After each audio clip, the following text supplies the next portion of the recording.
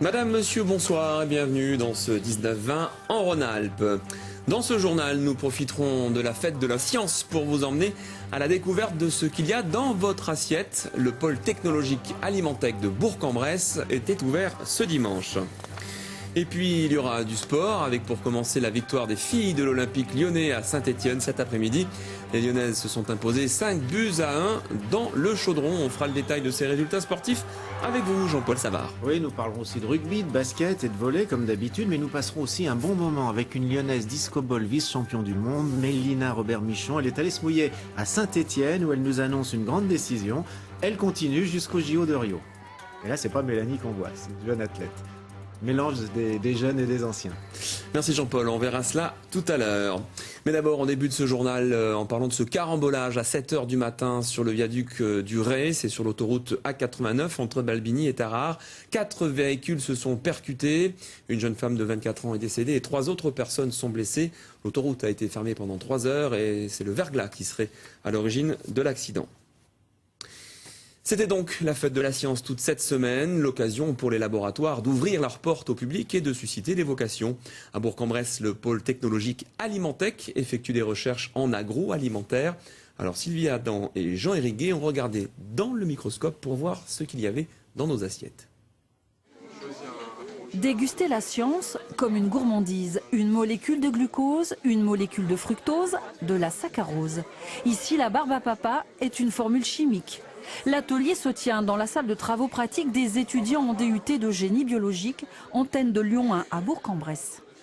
Ce que vous avez regardé, c'est des microbes qui sont naturellement dans votre yaourt. Mais c'est des bons microbes, c'est des microbes qu'on peut manger, ceux-là. C'est super intéressant aussi pour nous de démontrer notre savoir-faire, en fait. Tout ce qu'on a appris au cours d'une année, toutes nos recherches. Pas avoir fait des recherches pour rien, en fait, au concret, pour pouvoir y exposer aux yeux de tout le monde. Les triglycérides présents dans le chocolat, ils vont être sous la forme la plus stable pour qu'à la fin, ils soient lisses et brillants.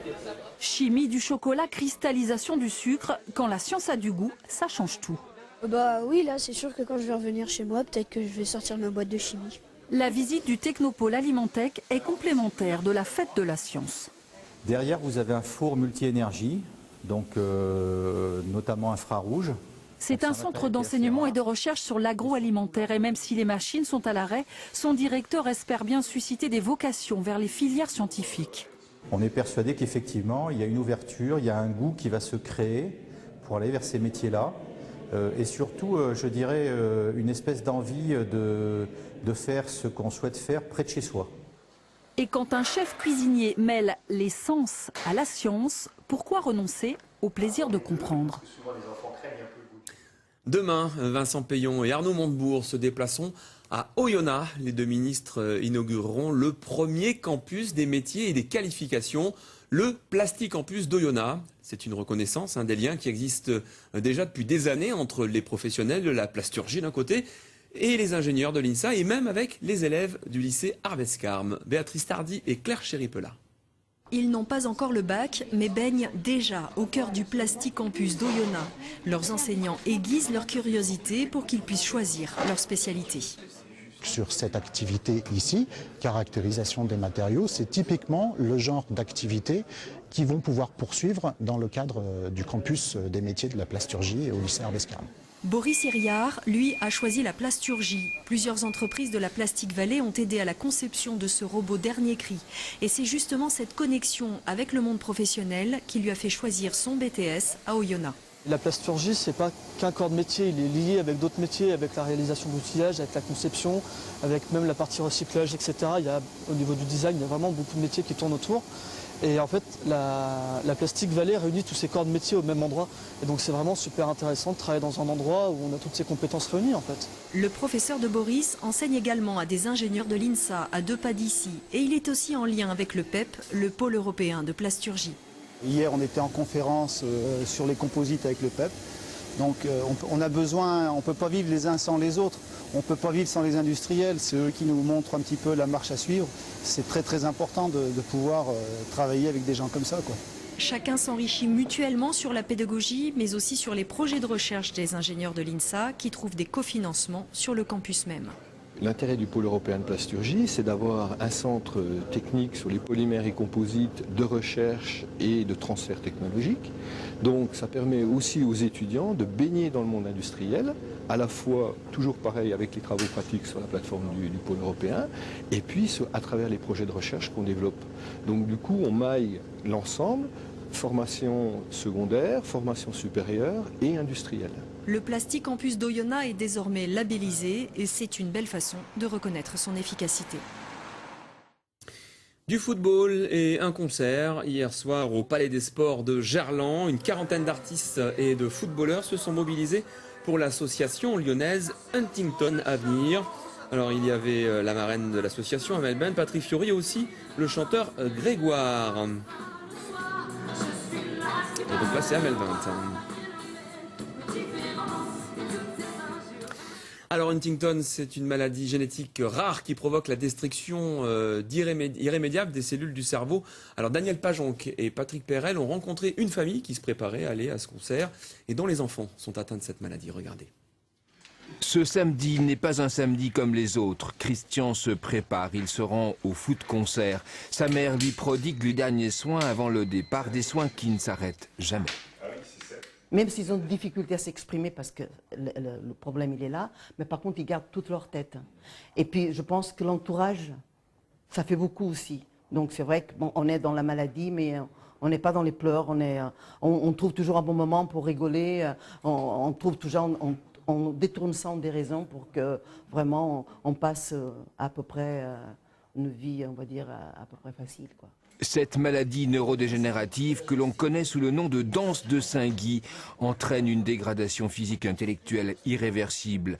Boustan, malade depuis 2007, a perdu sa mère. Dans ces conditions, sa sœur est également atteinte.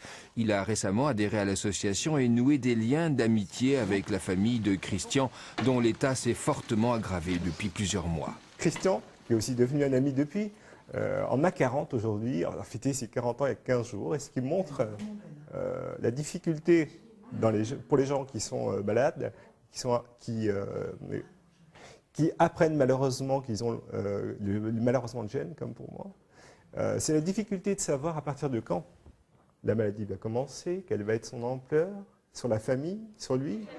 Mais aujourd'hui est jour de fête. Boustan et les malades sont stars parmi les stars. D'une certaine manière, ça compense bien des souffrances. Il y a 3 ans, on m'a gentiment demandé de devenir la marraine de la main d'un malade. C'est une carte qui m'a été donnée. J'ai été très émue, j'ai juste accepté parce que je trouvais que c'était, voilà, ça me touchait beaucoup. C'est la première fois que ça m'arrivait. Pousser la voix et le ballon dans les cages, Amel Bent, comme les autres, s'en sont donnés à cœur joie et sur scène aussi. Avec l'argent récolté, l'association espère financer un deuxième poste de salarié pour intervenir auprès des familles et des malades. Voilà, on va passer du football caritatif au football compétition avec vous, Jean-Paul. Les filles de Saint-Etienne recevaient l'OL dans le Chaudron cet après-midi. Oui, alors pourquoi dans le Chaudron de Saint-Etienne? Alors je vous rassure non pas parce que 35 000 spectateurs étaient attendus, mais parce que ce derby, comme celui des hommes, eh bien, il a été classé à haut risque. C'était là, c'est peut-être aussi une façon d'atteindre la parité, comme si en football, eh bien, les femmes désormais n'avaient plus rien à envier aux hommes. Mais je vous rassure parce que Daniel Pajonc et Patrick Perel ont assisté à un match très fair-play, sans problème, que les Fenotes ont gagné. L'OL a battu les Vertes par 5-1. C'est un camouflet qu'a infligé l'équipe féminine de l'OL face à celle de la SSE. Les filles en bleu vont imposer un rythme qui mettra les Stéphanoises sur les rotules. Il ne faut pas moins d'un quart d'heure pour marquer les premiers buts. D'abord Amandine Henry, puis Laetitia Tonazzi.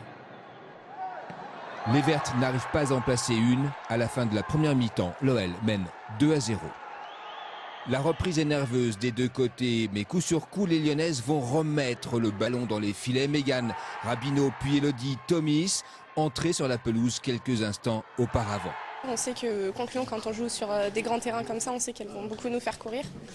On a mal débuté le match, on prend 2 buts dans le premier quart d'heure puisqu'on n'était pas très concentrés défensivement. On essayait de faire les efforts mais à chaque fois on était en décalage. Donc voilà, on a pris 2 buts très rapidement et on sait qu'après c'est difficile. Après bon, on y croyait toujours parce qu'on sait qu'il y a toujours moyen de marquer un but et on a réussi à le faire. En effet, les Stéphanoises vont mettre leur seul point de cette rencontre, signé Julie Morel, mais la suprématie technique de l'OL est évidente.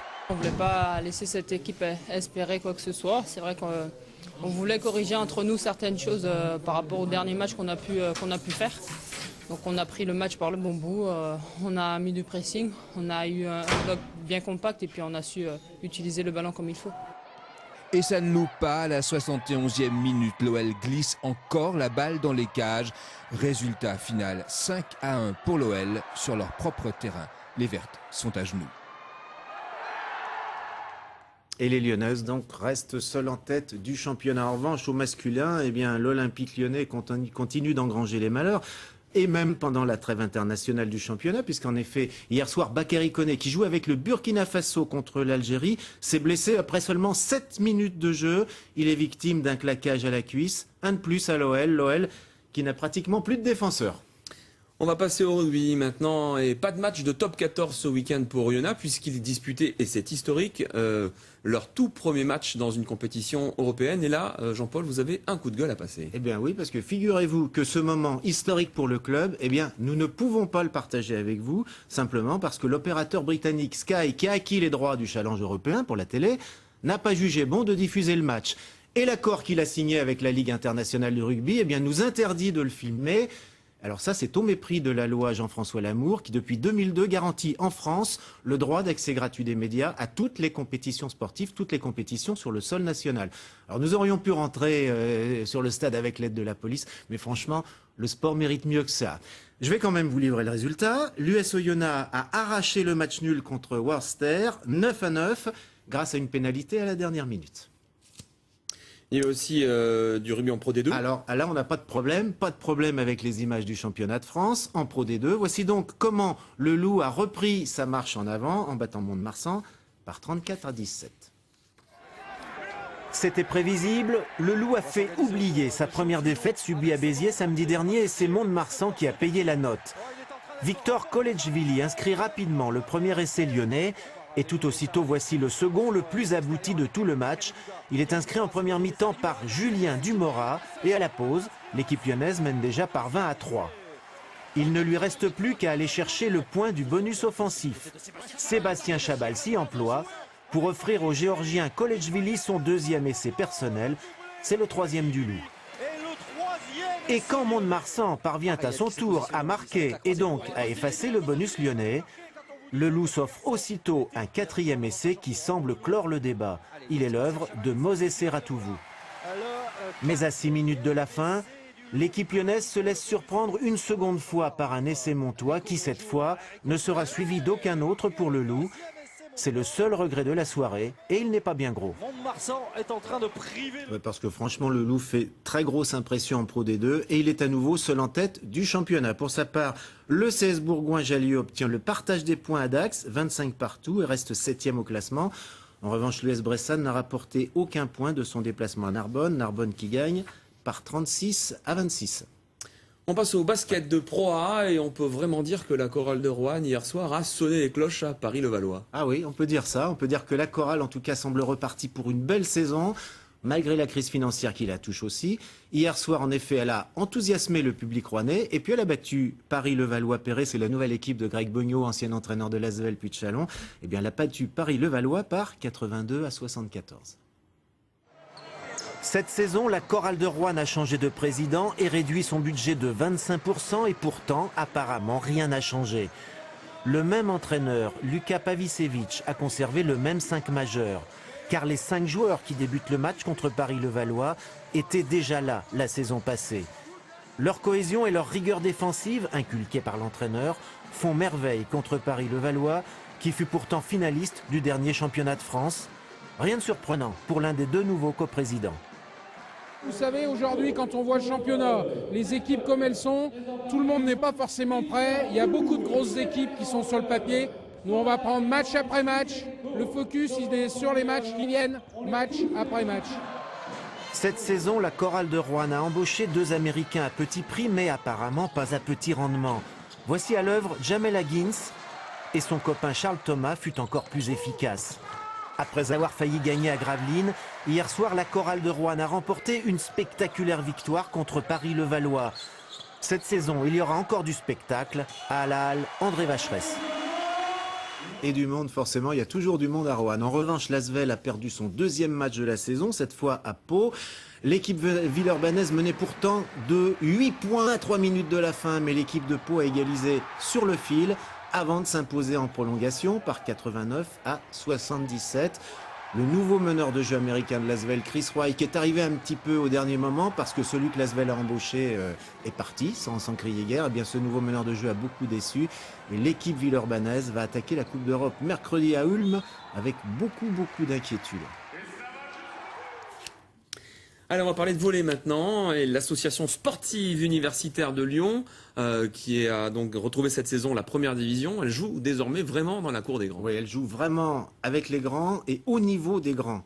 La Lyon, vous allez le voir, elle joue en maillot rouge, a certes perdu hier soir contre l'équipe de Cannes, qui est l'une des grosses écuries de ce championnat, mais elle a encore produit une très forte impression. L'équipe lyonnaise s'est renforcée dans toutes ses lignes avec des joueurs comme le Suisse Simon ou Simon, je ne sais pas comment il faut dire, t-shirt de niveau international. Et elle a fait trembler Cannes qui a remporté les 2 premiers sets, mais à l'arraché.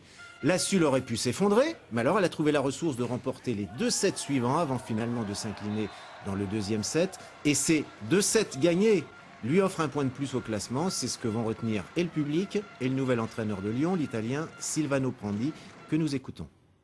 Pour nous, avoir pris un point, c'est une bonne chose aujourd'hui parce que l'équipe a réagi, l'équipe Lyon a recherché toujours une lutte, toujours de bonnes choses. Et on sait qu'on doit améliorer parce qu'il y a des joueurs qui sont ici d'une semaine. Il y a probablement une grande équipe qui est en train de renaître à Lyon comme autrefois. La Lyon était la meilleure équipe de France il y a quelques années déjà. Le volley professionnel se conjugue aussi au féminin à Saint-Chamond. Les joueuses de la Loire ont perdu contre Sens 2-7 à 3. On finit avec de l'athlétisme et la Coupe de France qui s'est déroulée tout ce week-end à Saint-Étienne, Jean-Paul. Oui, alors cette Coupe de France, c'est une compétition certes nationale organisée par les Coquelicots de Saint-Étienne, mais c'est surtout une compétition très familiale, parfaitement dans l'esprit de l'athlétisme que les champions viennent fréquenter en toute humilité. Aujourd'hui, sous le soleil, le champion olympique de la perche, Renaud Lavillenie, a franchi une barre à 5,70 m. C'est une très grosse performance pour cette époque de l'année. Et hier, eh bien, c'est sous la pluie glaciale que nous avons passé la journée avec une Lyonnaise, vice-championne du monde, et ce fut une belle journée. Voici le geste qui symbolise l'athlétisme et même le sport. C'est celui d'une vice-championne du monde qui brave les intempéries afin que son équipe remporte une simple Coupe de France des lancers. Même devenue star, les athlètes n'oublient jamais d'où ils viennent, surtout pas Mélina Robert-Michon. Ça a été une des premières compétitions que j'ai faites et c'est une des compétitions qui m'avait donné envie de faire de l'athlé, qui m'avait donné envie de continuer. Donc moi je rends un petit peu ce qu'on m'a donné et voilà, c'est toujours avec plaisir, même s'il pleut et même s'il fait froid. Mélina, qui côtoie l'Olympe depuis près de 20 ans, accepte aussi de concourir loin des projecteurs avec celles et ceux qu'elle fait rêver. À peine s'est-elle rendue compte que sa signature à la pesée du disque est devenue un autographe. Une médaille, je ne pensais pas que ça ait autant d'impact au niveau des connaisseurs, ça je m'en doutais. Mais ce qui m'impressionne le plus, c'est surtout les gens qui ne connaissent pas du tout, qui ne suivent pas du tout l'athlète, qui là ont connu et me reconnaissent. Donc ça c'est plus surprenant en fait. Vice-championne du monde à 34 ans, juste après être devenue maman. Elle aurait pu s'arrêter là, mais écoutez, c'est un scoop. Mélina a décidé de repartir. Techniquement, je sais qu'il y a encore des petites choses à améliorer. Et puis voilà, je suis deuxième, il y a des places, il y a encore une place devant. Donc le but, ça va être d'aller la chercher et puis de battre encore mon record. Et puis voilà, j'ai plein de projets, on va dire. Elle est motivée, elle a envie d'y aller, elle m'a demandé, on s'est mis d'accord. Et c'est parti. C'est parti pour 3 ans de plus jusqu'au JO de Rio de Janeiro. Ce seraient les 5e de Mélina Robert-Michon, qui auparavant se verrait bien aussi championne du monde, en toute humilité. Voilà, si on a bien compris, donc Mélina Robert-Michon veut être championne olympique. Oui, et 5 Jeux olympiques, il n'y a que Gianni Longo qui a déjà fait ça. Hein. Merci Jean-Paul. On se retrouve demain dans le 12-13 pour un point complet des résultats sportifs de ce week-end. On va finir ce journal avec une fête traditionnelle à Lyon. C'est la Vogue des Marrons sur le plateau de la Croix-Rousse, qui a au moins 150 ans d'existence. Une vogue qui, malgré son âge, attire toutes les générations. Christian Kongsiker et Claire Chéripela. Surtout, ne pas se laisser abuser par une apparente modernité. Du haut de ses 150 ans, la Vogue des Marrons est une vénérable institution. Et aux côtés des enfants d'aujourd'hui, on trouve les enfants d'hier, voire d'avant-hier. Ils ne rateraient la fête pour rien au monde. C'est obligatoire. C'est surtout un bon moment. Vous-même, vous l'avez faite quand vous étiez tout petit, ouais, les avions là-bas, quand j'étais petit. Et alors, quels souvenirs vous en gardez-vous? Je sais pas, des bons souvenirs de fêtes, des bons moments de manège. Auto ou avion, des musts qui ont traversé les âges. Orly Baby, par exemple, a pris son envol en 1959. À l'époque, les parents de Dédé les yeux bleus étaient aux manettes. Michel, lui, se rappelle de ses attractions préférées. Les années passent, la passion reste.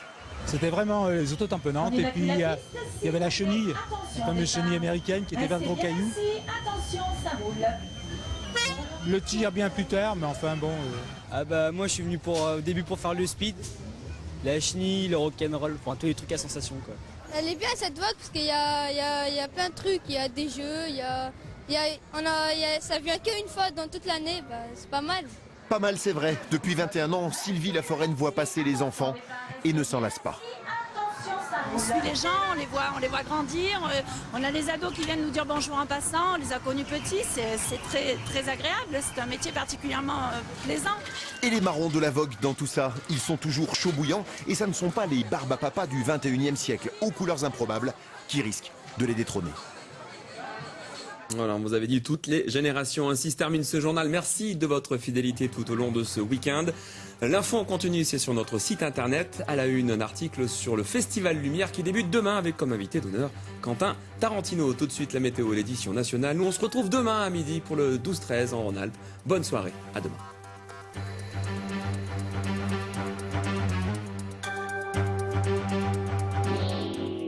Pour passer un hiver serein.